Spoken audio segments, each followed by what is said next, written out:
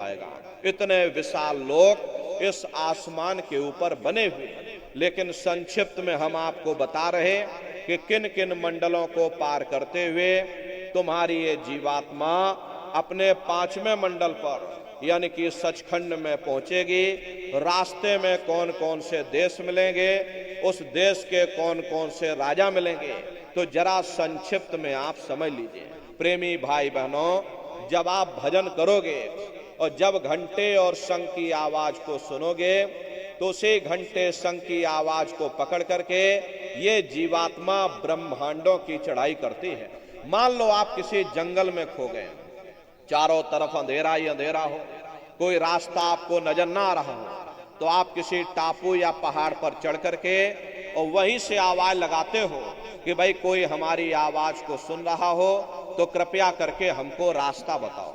मान लो किसी आदमी ने आपकी आवाज को सुना और उसने आपको आवाज दी कि भाई हम तुमको ये आवाज दे रहे, तुम इस आवाज को पकड़ करके और तुम हम तक पहुंच जाओ।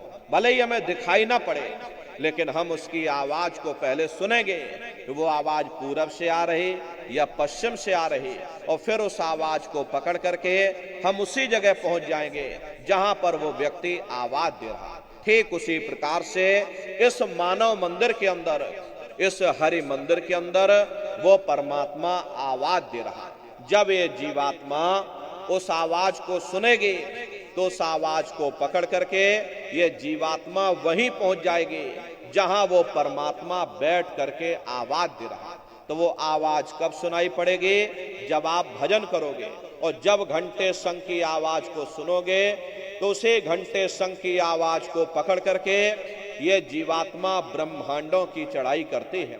पलक झपकते यह जीवात्मा खरबों योजन ऊपर चली जाती है। ये चांद सूरज सितारों को पार करने के बाद में सबसे पहले जो आपको लोक मिलेगा उसे महात्माओं ने शिवलोक कहा।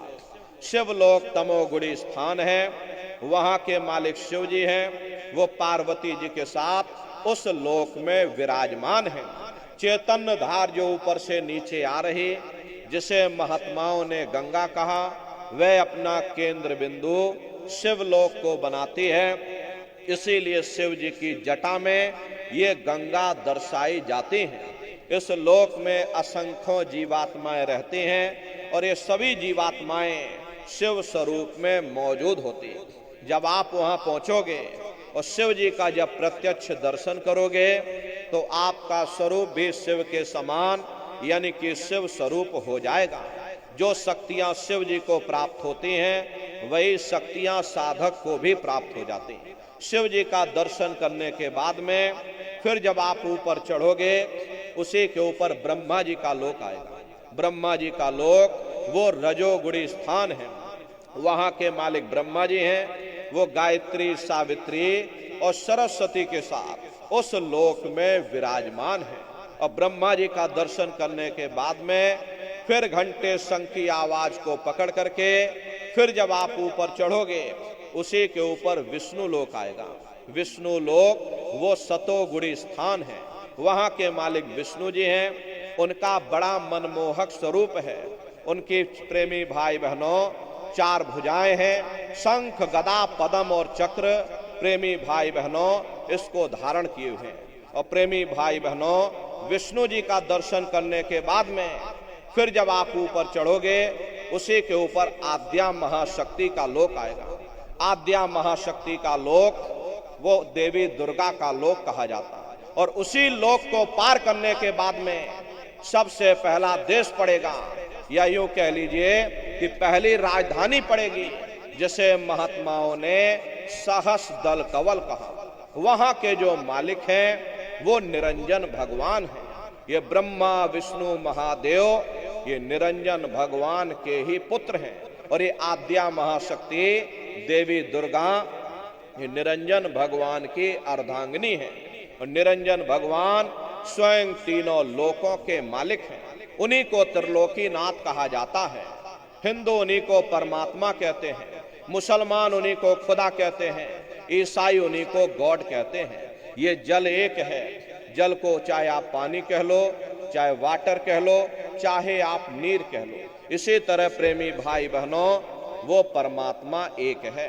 हम लोग लफ्जों के झगड़े में उलझे हुए हैं। घंटे और शंख की आवाज जो हर इंसान के अंदर गूंज रही, वो आवाज उन्हीं के मुखार बिंद से हो रही। निरंजन भगवान का जो स्वरूप है वो ज्योति स्वरूप है। हजार बाती की अखंड ज्योति वहां पर बराबर जल रही है। हम लोग यहाँ पर ज्योत जलाते हैं, ये तो हम आप उसकी नकल करते हैं। महात्माओं ने आपको जरा सा चिन्ह बता दिया कि भाई उनका ऐसा स्वरूप है, तो हम लोग यहाँ पर नकल करने लगे। इस ज्योति में तेल की जरूरत पड़ती है, बाती की जरूरत पड़ती है। तेल बाती खत्म हो जाए, ज्योति तुम्हारी बुझ जाएगी। लेकिन वो अखंड ज्योति वहां पर ऐसी जल रही जिसमें ना तेल की जरूरत है और ना बाती की जरूरत है।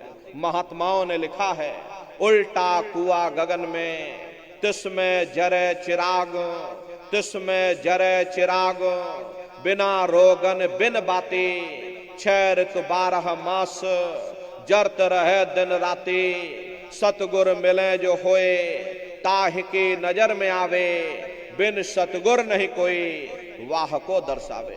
वो अखंड ज्योति ऐसी है जिससे पूरा ब्रह्मांड प्रकाशवान हो रहा। जितनी भी अवतारी शक्तियां आई, भगवान राम आए, राम को वहीं से नीचे उतारा गया। इसीलिए उस देश को अयोध्या नगरी या कौशलपुर देश भी कहा जाता है। अरे गोस्वामी जी महाराज जब साधना करके वहां पहुंचे, तभी गोस्वामी जी महाराज ने रामचरित्र मानस में लिख दिया।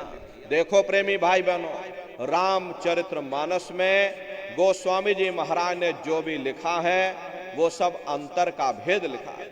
जब उन्होंने साधना किया, साधना करके जब ऊपर गए, जो कुछ उन्होंने ऊपर जाकर देखा वो रामचरित्र मानस में लिख दिया। आप लोग ऊपर गए नहीं, आपने कुछ देखा नहीं, इसीलिए आप अर्थों को समझ नहीं पाते हो और अर्थ का अनर्थ कर देते। तो क्या लिखा गोस्वामी जी महाराज ने? देखिए, गोस्वामी जी महाराज रामचरित्र मानस में लिखते हैं कि मुद्यो नैन त्रिशत में भयो, पुन चितवत कौशलपुर गयो। जब मैंने अपने बाहर की आंख बंद की, मेरी अंतर की आंख खुल गई और मैं क्या देख रहा हूं, मैं कौशलपुर देश में पहुंच गया। मोह विलोक राम मुस्काई, मुझे देख करके भगवान राम प्रसन्न हो गए। उन्होंने ऊपर जाने का मुझे रास्ता दे दिया। मैं ऊपर जा करके क्या देख रहा हूं, उधर माज सुनंडज राया, देखे बहु ब्रह्मांड निकाया, अति विचित्र ताहलोक अनेका, रचना अधिक एक तेका। विचित्र विचित्र भांत के वहां पर लोक बने हुए, एक से बढ़कर एक सुंदर सोने के वहां पर महल बने, जिनकी शोभा अवर्णीय है। प्रेमी भाई बहनों, वो असली अयोध्या नगरी है, वो भगवान राम का असली देश है। जब आप लोग साधना करके वहां पहुंचोगे और अपनी दिव्य दृष्टि से उस अयोध्या नगरी को जब आप स्वयं देखोगे, अरे तुम देखते रह जाओगे, ये क्या ईश्वर की लीला है, कैसे उसकी कारीगरी है, अनंत उसकी सत्ता है, अनंत उसका प्रकाश है। उसी आनंद को पा करके बड़े बड़े राजे महाराजाओं ने अपने राजकाज पर ठोकरें मार दी और जंगलों में जाकर के नंगे हो करके नाचने लगे। इतना आनंद, इतनी खुशी उन साधकों को होती है। मीराबाई को जब वो दौलत मिल गई, मीराबाई ने अपना राजपाट छोड़ दिया और मीराबाई कहने लगी कि मैं मिल जाए पाए पीऊ अपना, तब मेरी पीर बुझानी और मीरा सुरत शब्द सहलानी। कबीर साहब को जब वो दौलत मिल गई और अन्य महात्माओं को जब वो दौलत मिल गई, उन्होंने ऊपर चढ़ करके उस अयोध्या नगरी को देखा, भगवान राम के देश को देखा, तो कलम तोड़ करके लिख दिया। चिल्लाने लगे, अचरज देखा भारी साधो, अचरज देखा भारी रे, बिना बजाए निस्दिन बाजे, घंटा शंख नगारी रे, बहरा सुन सुन मस्त होते है, तन की खबर बिसारी रे, बिन भूमि के महल बना है, तामे जो तुजारी रे, अंधा देख देख सुख पावे, बात बतावे सारी रे, जीता मर कर फिर जी जावे, बिन भोजन बलधारी रे। और ब्रह्मानंद संत जन बिरला, को समझे बात हमारी रे। प्रेमी भाई बहनों, वो असली अयोध्या नगरी है, वो भगवान राम का असली देश है। राम जी का दर्शन करने के बाद में फिर तुम्हारी यही जीवात्मा दूसरे मंडल की आवाज को पकड़ करके और दूसरे मंडल की चढ़ाई करेगी। श्याम तज श्वेत को गहना, सुरत को तान धुन सुनना, और बंक के द्वार धस बैठो और त्रिकुटी जाए कर लेना। उसी के ऊपर दूसरा देश आता है जिसे महात्माओं ने त्रिकुटी देश कहा। वहां के जो मालिक हैं वो ब्रह्म है। वहीं से मन और माया की उत्पत्ति हुई। वहीं से तीन गुण, रजोगुण, तमोगुण, सतोगुण, तीनों गुणों की उत्पत्ति वहीं से हुई। ये जो आपके वेद हैं, वेदों को सारी दुनिया पढ़ती है, वेदों की भी उत्पत्ति उसी स्थान से हुई है।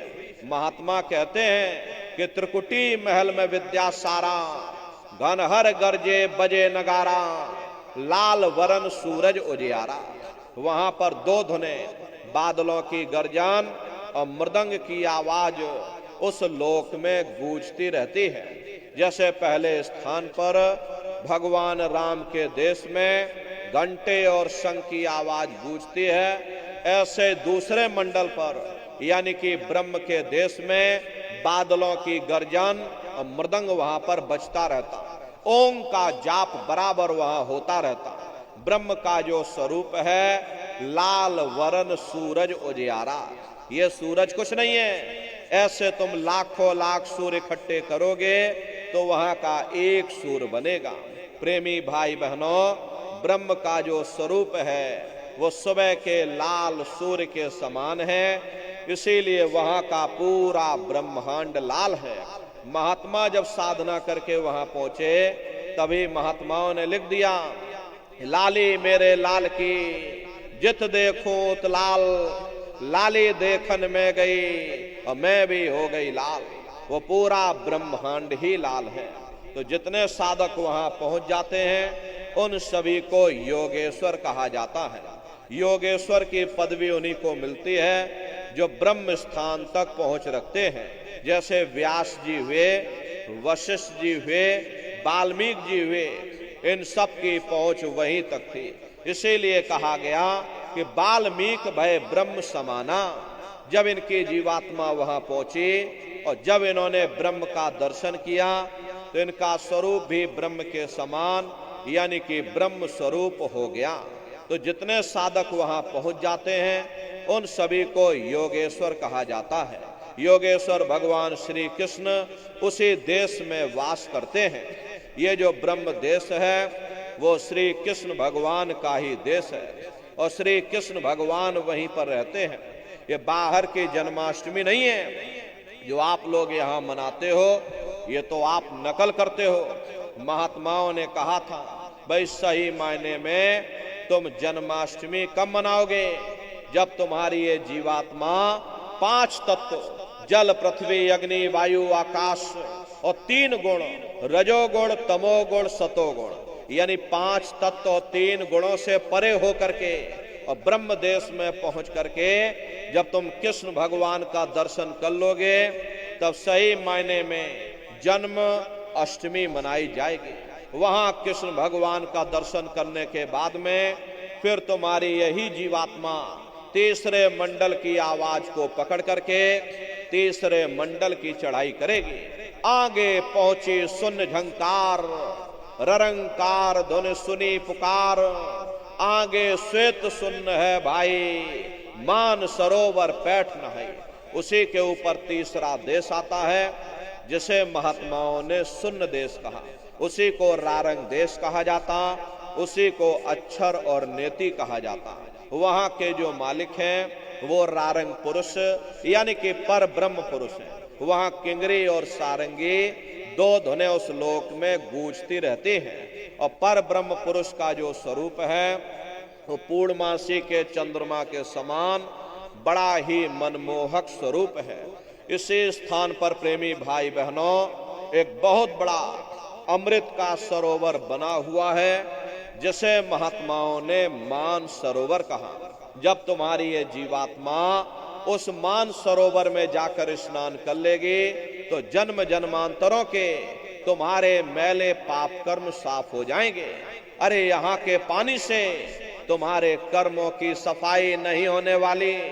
ये बाहर का पानी तुम्हारे शरीर के मैल को धो सकता है, लेकिन जो पापों का मैल है, जो अंतःकरण में कर्मों की गंदगी, पुण्य और पाप के बोझे जो आपने अपने ऊपर लाद रखे हैं, वो जब साफ होंगे, जब आप तीसरे मंडल पर पहुंच करके उस गंगा में डुबकी लगाओगे। उस गंगा में स्नान करने के बाद में ये जीवात्मा हंस रूप हो जाती है। हंसन मिले हंसा हो जाए, मिले जो अमी आहारा है। जीवात्मा का खुद का प्रकाश उस अमृत के सरोवर में स्नान करने के बाद में 16 सूर्य के बराबर हो जाता।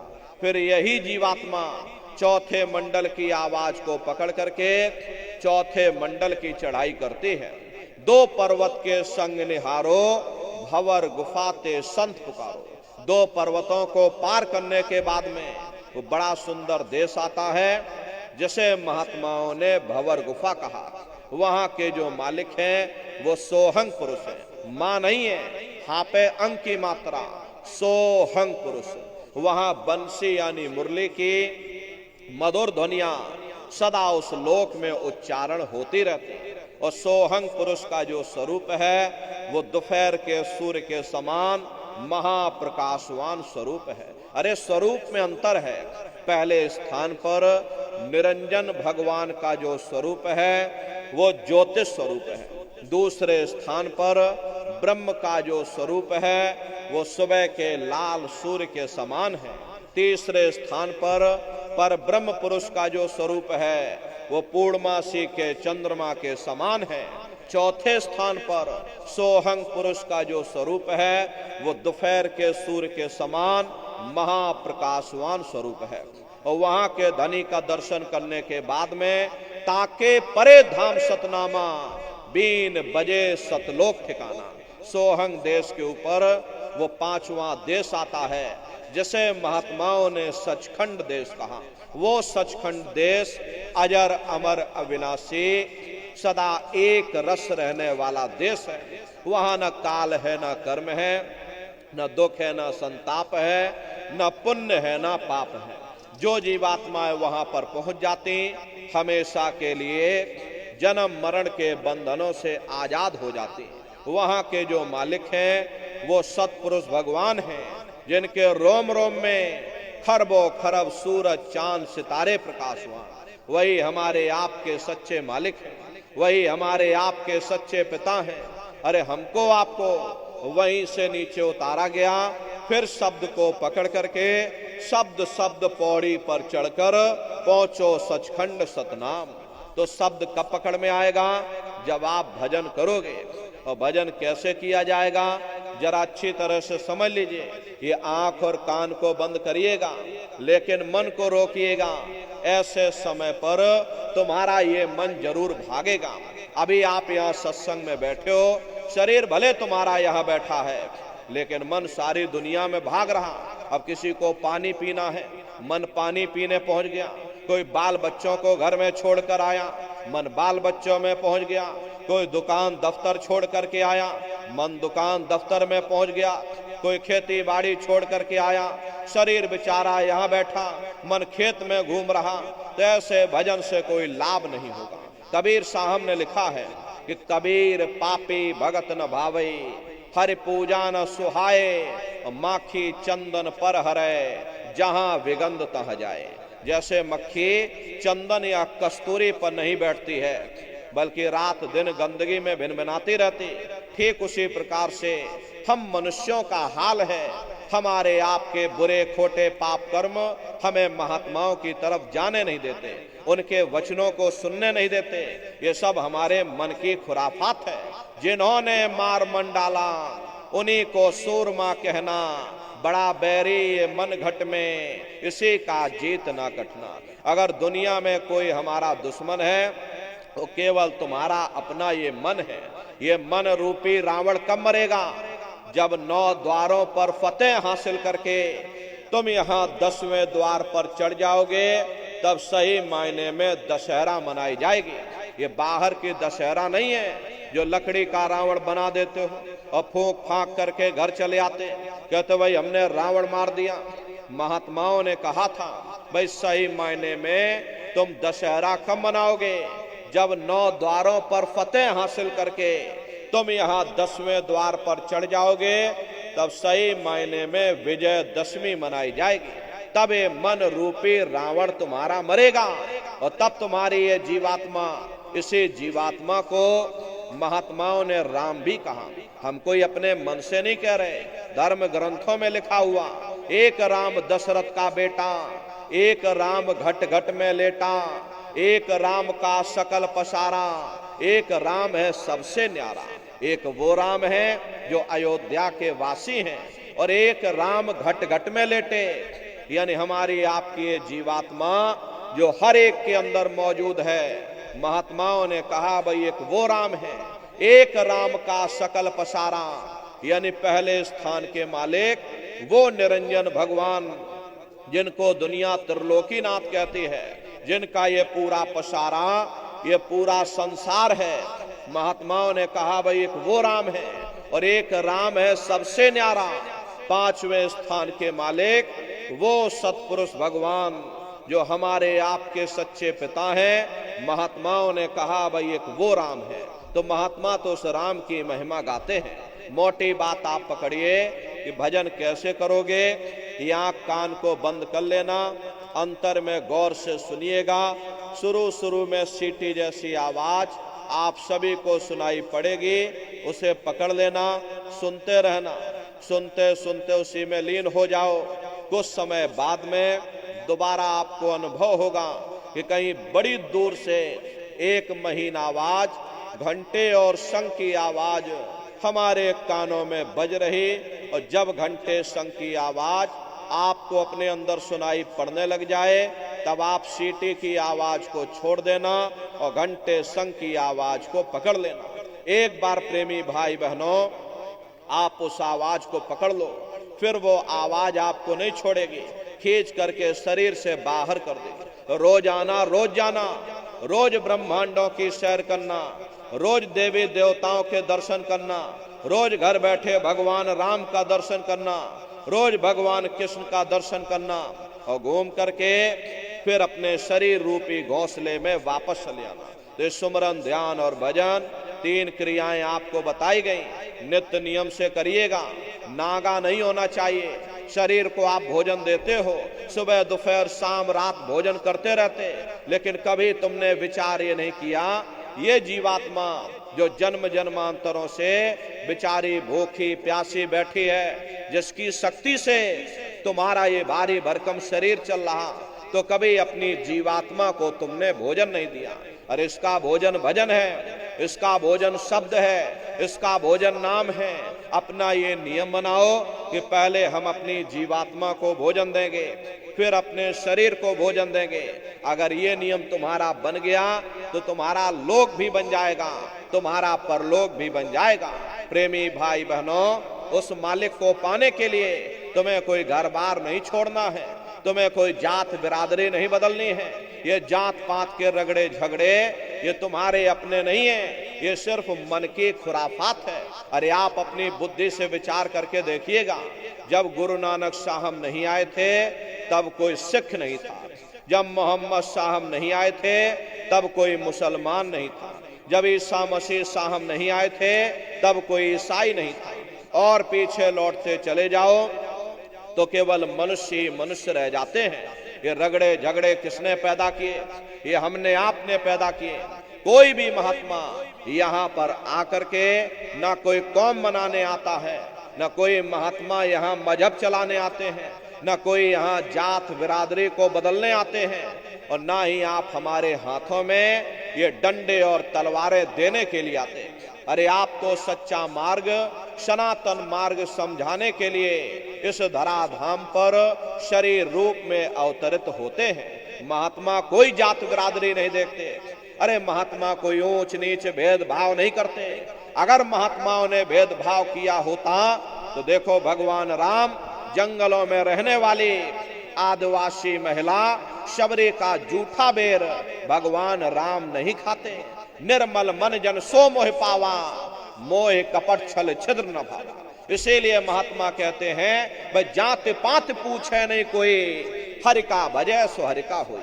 लोग यहाँ जात पात बनाते बनाते मर गए, लेकिन ऐ नर नारियों, जब तुम्हारी ये जीवात्मा इस मनुष्य रूपी चोले को छोड़ करके ऊपर जब तुम धर्मराज की कचहरी में पहुंचोगे तो वहां न तुमसे ये पूछा जाएगा कि भाई तुम किस जाति के हो, या तुम किस कौम के हो, या तुम किस मजहब के हो।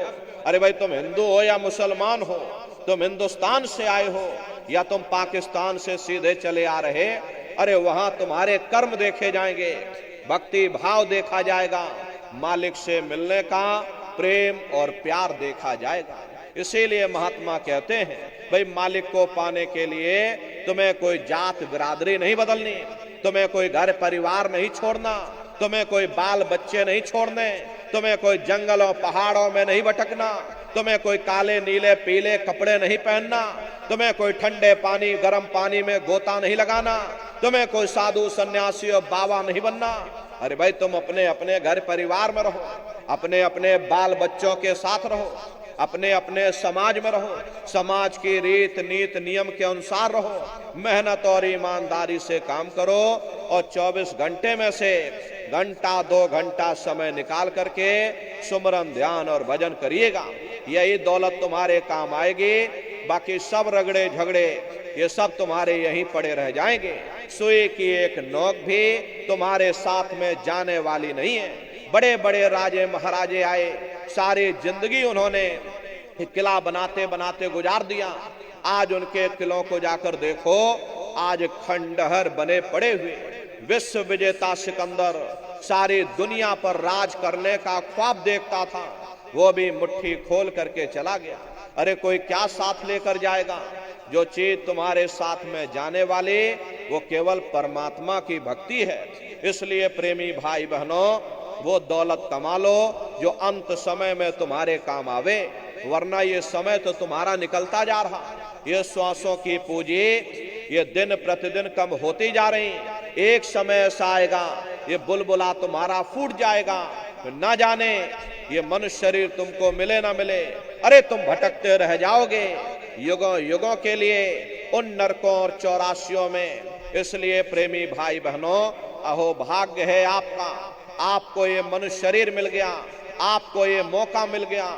इस मौके का लाभ उठाओ, मनुष्य रूपी मंदिर में बैठ करके वो आत्मधन कमा लो, वो खजाना कमा लो जिससे तुम्हारी जीवात्मा का कल्याण हो जावे।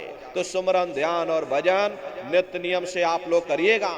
और देखो प्रेमी भाई बहनों, हमारी आपसे एक छोटी सी प्रार्थना है कि आप सभी लोग शाकाहारी रहिएगा, क्योंकि हमारे गुरु महाराज ने शाकाहार पर विशेष जोर दिया। गुरु महाराज हमारे कहते थे कि बच्चे बच्चियों तुम लोग शाकाहारी रहना, शाकाहार का प्रचार करते रहना, इसी से देश और दुनिया में भारी परिवर्तन होगा। प्रेमी भाई बहनों, अरे परिवर्तन कोई कानून बनाने से नहीं होगा, परिवर्तन कोई फांसी देने से नहीं होगा, परिवर्तन कोई आंदोलन तोड़फोड़ हड़ताल करने से नहीं होगा। परिवर्तन तब होगा जब लोगों के विचार बदलेंगे, लोगों की भावनाएं बदलेंगी। विचार जब बदलेंगे जब लोगों का खान पान शुद्ध होगा। देसी कहावत है, जैसा खाए अन्न वैसा होए मन। तो जब इंसान पशुव्रती भोजन करेगा तो उसकी बुद्धि स्वतः ही पशुओं जैसी हो जाएगी। फिर जिस शराब के नशे में माँ बहन बेटी की पहचान खत्म हो जाए, उस शराब को पी करके यह कैसे पता चलेगा कि क्या अच्छा और क्या बुरा है। यही कारण है कि आज घर समाज में ये दुनिया भर के अत्याचार और दुनिया भर के व्यभिचार फैले हुए। अरे हम लोग देखिए मंदिर बनवाते हैं, उन मंदिरों में नहा धो करके जाते, कहते भाई परमात्मा के रहने की जगह है, हमको नहा धो करके जाना चाहिए, फूल अगरबत्ती ले जाना चाहिए। कोई उन मंदिरों में कूड़ा कचड़ा नहीं डालता। अगर तुम कूड़ा कचड़ा डालोगे तो आपस में लाठियां चल जाएंगी। फिर ये जो हरि मंदिर है, ये पंच भौतिक शरीर जिसे महात्माओं ने हरि मंदिर कहा, इसमें तुम हाड़ मांस के लोथड़े डालते हो, इसमें तुम शराब के कतरे डालते हो, इसमें तुम मांस और मछली काट करके डाल रहे, इसमें तुम मुर्गा मुर्गी काट करके डाल रहे। अपने बनाए हुए ईंट गारे के मंदिर की तुम कद्र करोगे और परमात्मा के बनाए हुए इस मानव मंदिर को तुमने जीते जी कब्रिस्तान बना दिया तो सख्त सजा मिलेगी। महात्माओं ने लिखा है, तिल भर मच्छी खाए के कोट गऊ दे दान, काशी करवट जामरे निश्चय नरक निदान। यदि तिल भर भी मच्छी खा करके फिर चाहे कोटान कोट तुम गौओं का दान करो और काशी में जाकर के मत्था रगड़ते रगड़ते अपनी पूरी जिंदगी वहां पर गुजार दो, फिर भी तुमको तुम्हारे गुनाहों की सजा मिलेगी, कोई बच नहीं सकता। क्योंकि ये कर्म भूमि है, यहां तुम जैसे कर्म करोगे वैसा फल तुमको मिलेगा। देखिए इस कर्म भूमि पर कृष्ण भगवान तक नहीं बच पाए। उस समय बाली को छिप करके बाण मारा, वही बाली कृष्ण अवतार में बहेलिया बन करके आ गया। कृष्ण भगवान के पैरों में पद्म चमकता था, हिरण की आंख समझ करके और बहेलिये ने निशाना मार दिया, और जब पास में आकर के देखा कृष्ण भगवान थे, अफसोस करने लगे। लेकिन कृष्ण भगवान ने उसको समझाया कि भाई इसमें तुम्हारा कोई दोष नहीं, उस समय हमने तुमको मारा, आज तुमने हमको मार दिया, तुम्हारा अदला बदला पूरा हो गया। कर्म प्रधान विश्व रच राखा, जो जस करे सो तस फल चाखा। ये कर्मों का ऐसा देश है, यहाँ तुम जैसे बीज बोगे वैसी फसल काटोगे। इसलिए नर नारियों हमारी आपसे प्रार्थना है कि आप सभी लोग शाकाहारी रहिएगा। ये तरह तरह की बीमारियां जो आज के समय में आ रही हैं, इसका मुख्य कारण एक ही है, लोगों का खान पान गंदा हो गया।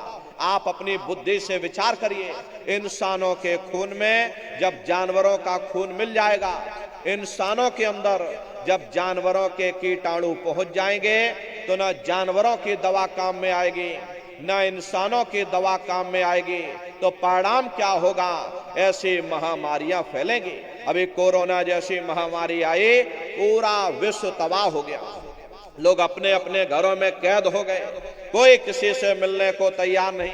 न जाने कितने घर परिवार उजड़ गए, न जाने कितनी लाशें बह गईं, न जाने कितने बच्चे अनाथ हो गए, न जाने कितनी माताएं विधवा हो गईं। लाखों लाख रुपया लेकर के लोग अस्पतालों के चक्कर काटते रह गए, एक ऑक्सीजन का सिलेंडर नसीब नहीं हुआ। कारण क्या है?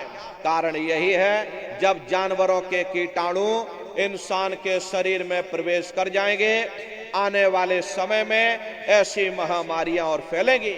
हमारे गुरु महाराज परम संत बाबा जय गुरुदेव जी महाराज सन 70 के दशक में ये भविष्यवाणी किया करते थे। बच्चा आगे नई नई बीमारी आएगी, पहले बीमारियों की हवा चलेगी, फिर बीमारियों की आंधी आएगी, फिर बीमारियों की सुनामी आएगी। अरे लाशें पड़ी घर घर में सड़ेगी, बचाने वाला मिलेगा ना कोई, जमाना बदलेगा। कहे जय गुरुदेव पुकार, जमाना बदलेगा। इसलिए हमारी आपसे प्रार्थना है कि आप सभी लोग शाकाहारी रहिएगा। कोई ऐसा नशा मत करो जिससे बुद्धि तुम्हारी पागल हो जाए और घर में माँ बहन बेटी की पहचान खो दो। अरे आप अपने आप को कट्टर हिंदू मानते हो, अरे भाई हम कट्टर हिंदू हैं, हमसे बड़ा सनातनी दुनिया में कोई नहीं, हम भगवान राम को मानने वाले, हम बजरंगबली को मानने वाले और हम भगवान कृष्ण को मानने वाले। अरे भाई आप राम को मानते हो और आप कृष्ण को मानते हो तो उनके आदर्शों पर भी चलना सीखो। भगवान राम ने कभी नहीं कहा कि तुम मांस खाओ, या भगवान कृष्ण ने कभी नहीं कहा कि तुम शराब पियो। जितने देवी देवता अवतार हुए सभी यही कह करके गए, अहिंसा परमो धर्म। अगर हमने किसी को बनाया नहीं तो मिटाने का अधिकार हमारे पास नहीं। अरे आप इंसान हो, इंसान का काम है दया करने का, दया धर्म का मूल है। इसलिए आप जीवों पर रहम करो, रूहों पर रहम करो।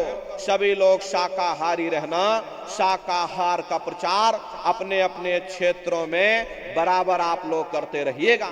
अरे सतयुग कैसे आएगा? राम राज कैसे आएगा? राम राज कोई भाषण देने से नहीं आएगा, राम राज कोई नारा लगा देने से नहीं आएगा, राम राज कोई भगवा फहरा देने से नहीं आएगा, राम राज कोई हिंदू मुसलमान करने से भी नहीं आएगा। राम राज जब आएगा जब लोगों के अंदर अच्छे विचार आएंगे। वरना राम के समय में भी रावण जैसे असुर होते थे, कृष्ण के समय में भी कंस जैसे असुर होते थे। अरे तब भी लड़ाइयां होती थी, तब भी युद्ध हुआ करते थे। राम राज का मतलब है अच्छे विचारों का आना, और अच्छे विचार जब आएंगे जब हर इंसान मानव धर्म का पालन करेगा। अरे मानव धर्म क्या कहता है? सत्य, दया, अहिंसा, प्रेम और करुणा, यही मानव धर्म का आधार है। जब मानव के अंदर मानवता आ जाएगी, मानव के अंदर दया आ जाएगी, मानव के अंदर करुणा आ जाएगी, ये मानव दूसरों की पीड़ा को अपनी पीड़ा समझने लग जाएगा। जब इंसान के अंदर इंसानियत आ जाएगी तब सही मायने में देश में राम राज आ जाएगा। इसीलिए महात्माओं ने कहा है भाई राम राज को लाना है तो पहले मानव धर्म अपनाना है। मानव को पहले मानव धर्म अपनाना पड़ेगा, मानव को मानवीय गुण अपनाने पड़ेंगे। इसीलिए हमारे गुरु महाराज कह करके गए, बच्चा गांव गांव जा करके तुम हमारे संदेशों को जन जन के बीच में पहुंचा दो। गांव गांव के लोग शाकाहारी हो जाएं, गांव गांव के लोग सदाचारी हो जाएं, गांव गांव के लोग चरित्रवान हो जाएं, आंखों में माँ बहन बेटी की पहचान कायम हो जाए। तो जब हमारा ये गांव बदल जाएगा तो पूरा समाज बदल जाएगा, निश्चय ही कलयुग में सतयुग आ जाएगा। इसलिए प्रेमी भाई बहनों, धर्म के प्रचार में आप सभी लोग अपना अपना योगदान दीजिएगा। देखिए हमारे गुरु महाराज को, हमारे गुरु महाराज परम संत बाबा जय गुरुदेव जी महाराज ने एक अच्छे समाज के निर्माण के लिए, चरित्रोत्थान के लिए, लोगों को शाकाहारी और सदाचारी बनाने के लिए 116 वर्ष की आयु तक अथक मेहनत और परिश्रम किया। हमारे गुरु महाराज ने अपने गुरु की याद में मथुरा दरबार में इतना विशाल मंदिर बनवाया। गुरु महाराज हमारे कहते थे, बच्चा मंदिर का वो देवता वहां पर बैठ करके बरकत बांट रहा। अरे आप लोग आइए, वहां कोई रुपया पैसा नहीं चढ़ाया जाता, कोई चंदा चुटकी नहीं।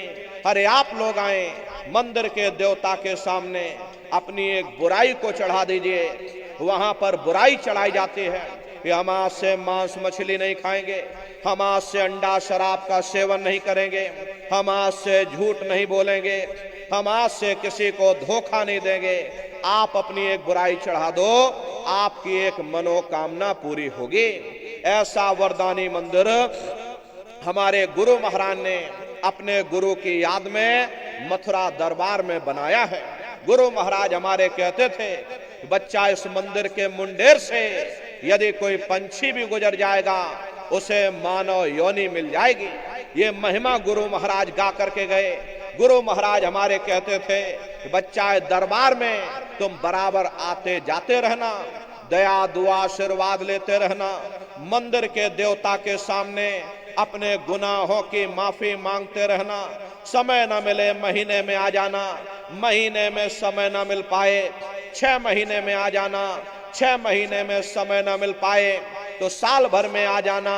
और जिसको साल भर भी समय न मिला तो महात्मा कबीर कह गए हैं, दरस बरस ना कर सके ताको लागे दोष, कहे कबीर ता दास की कभी न पावे मोक्ष।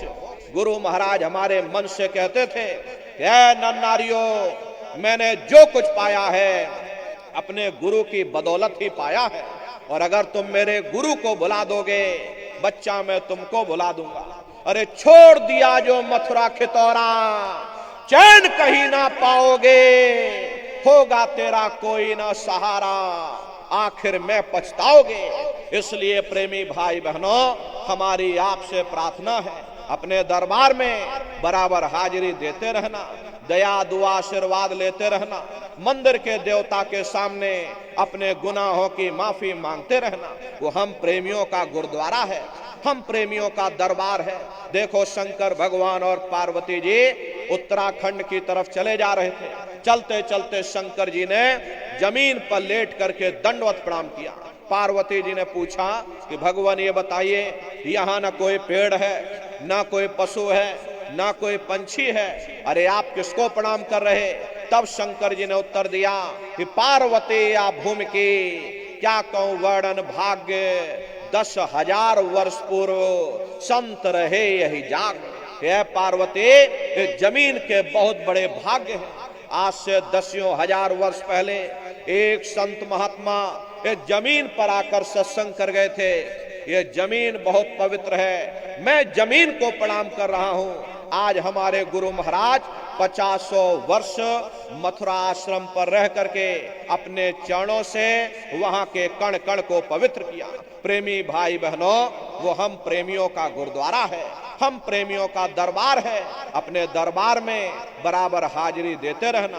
देखिए अभी भंडारे का कार्यक्रम 17 मई से 21 मई तक हमारे गुरु महाराज का ये पावन पुनीत भंडारे का कार्यक्रम मथुरा दरबार में मनाया जाएगा। तारीख आप सभी लोग याद रखिएगा, 17 मई से 21 मई तक ये भंडारे का कार्यक्रम होने जा रहा। तो आप सभी प्रेमी भाई बहन भंडारे के कार्यक्रम में समय निकाल करके पधारिएगा। प्रेमी भाई बहनों, अपने दरबार का दर्शन करना। देखिए मथुरा दरबार में हमारे गुरु महाराज की एक छोटी सी गौशाला भी है। हमारे गुरु महाराज के पास में कुल 2 गाय थी। 2 गायों का इतना बड़ा परिवार है, बाहर से कोई गाय नहीं मंगवाई। 2 गायों का इतना बड़ा परिवार है कि आज के समय में करीब करीब 3,000 गायें हैं और 3,000 के ऊपर सांड है। गौशाला अलग है, नंदीशाला अलग है। हमारे यहाँ किसी को बाहर नहीं भेजा जाता, क्योंकि हमारे गुरु महाराज कह करके गए कि बच्चा ये मेरी प्यारी गाय है, इनको यहीं रखना, यहीं सेवा पानी करना। इसीलिए चाहे गाय हो या चाहे बैल हो, हमारे यहाँ किसी को बाहर नहीं भेजा जाता। गायों के लिए अलग से गौशाला है और सांडों के लिए अलग से नंदीशाला बनी है। उसी के बगल में अपना एक बहुत बड़ा कॉलेज है, जिसमें 2,500 से 3,000 बच्चे निःशुल्क विद्या अध्ययन करते हैं। कॉपी किताब, पढ़ाई लिखाई, भोजन पानी बिल्कुल निःशुल्क है। उसी के बगल में अपना एक बहुत बड़ा अस्पताल गुरु महाराज के नाम से बन करके तैयार हो चुका। प्रेमी भाई बहनों, वो गुरु महाराज की कर्म भूमि है और हमारे गुरु महाराज की जन्मभूमि, जहां पर हमारे गुरु महाराज का जन्म हुआ, अरे आपके पड़ोस में ही जिला इटावा, ग्राम खितौरा पड़ता है। जैसा भव्य मंदिर मथुरा दरबार में बना हुआ, उसी तरह से भव्य मंदिर गुरु महाराज की जन्मभूमि पर बन करके तैयार हो चुका। ये जो आप पोस्टर देख रहे हो, ये गुरु महाराज की जन्मभूमि का मंदिर है। और इधर जो ये पोस्टर, माँ बाप अपने 4-4 बच्चों को पाल लेते थे, लेकिन आज के समय में वही 4-4 बच्चे, वही MA BA और डिग्री और डिप्लोमा किए हुए बच्चे अपने माँ बाप को रोटी नहीं खिला पा रहे। शादी हो जाती है, घर परिवार बांट करके रख दिया, जमीन जायदाद बांट करके रख दी, चूल्हा चौका बांट करके रख दिया, यहाँ तक के बेचारे बूढ़े माँ बाप को भी बांट करके रख दिया कि 10 दिन तुम हमारे घर छोड़ दो और 10 दिन बाद ले जाओ अपने घर रोटी खाओ। ये सब क्या है? ये संस्कारों की बड़ी भारी कमी है। प्रेमी भाई बहनों, ये बच्चे तुम्हारी धरोहर है, ये बच्चे तुम्हारे जीवन की पूंजी हैं। ऐ माताओं बहनों, ये बच्चे तुम्हारे जीवन की पूंजी हैं। अपनी पूंजी को संभाल करके रखिएगा। इन बच्चों को आप बचपन से तैयार करो, इनको अच्छी शिक्षा देना, इनको अच्छे संस्कार देना, इनको शाकाहारी बनाना, इनको सदाचारी बनाना, इनको चरित्रवान बनाना, और इनको भी तुम राम और कृष्ण बना दो। यही बच्चे बड़े हो करके अपने माँ बाप का नाम रोशन करेंगे, घर और समाज का नाम रोशन करेंगे। इसलिए प्रेमी भाई बहनों, अपने अपने बच्चों के साथ, इष्ट मिष्ट परिवार वालों के साथ आप सभी प्रेमी भाई बहन गुरु महाराज के पावन भंडारे के कार्यक्रम में सब परिवार सादर आमंत्रित हैं। आप लोग पधारिएगा। सुमरन, ध्यान और भजन बराबर आप लोग करते रहना। 24 घंटे में से घंटा 2 घंटा समय निकाल करके अपने अपने घरों में बैठ करके नित्य सुमरन, ध्यान और भजन आप लोग बराबर करते रहिएगा। इतना जान लो प्रेमी भाई बहनों, ये रास्ता बिल्कुल सच्चा है। आप करोगे तो आपको अनुभव होगा, दिखाई भी पड़ेगा, सुनाई भी पड़ेगा। अरे तुम्हारा लोक भी बन जाएगा, तुम्हारा परलोक भी बन जाएगा। इसी के साथ अब हम अपनी वाणी को विराम देते हैं। आप लोगों ने अपना कीमती समय हमको दिया, इसके लिए आप सभी प्रेमी भाई बहनों को बहुत बहुत साधुवाद है। कहने सुनने में यदि हमसे कोई गलती भूल चूक हुई हो, हम छोटे हैं, आप सभी लोग हमारी माताएं बहन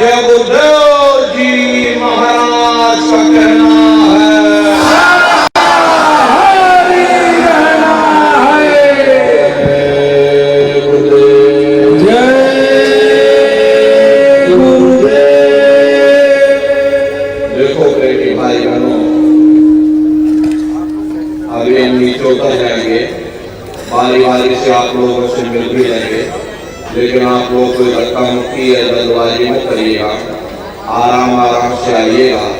सबसे पहले हमारी माताएं बहनें आएंगी, उसके बाद भाई लोग आएंगे। माताएं बहनें लाइन लगा करके सर को बिल्कुल ढक करके आप लोग आइएगा।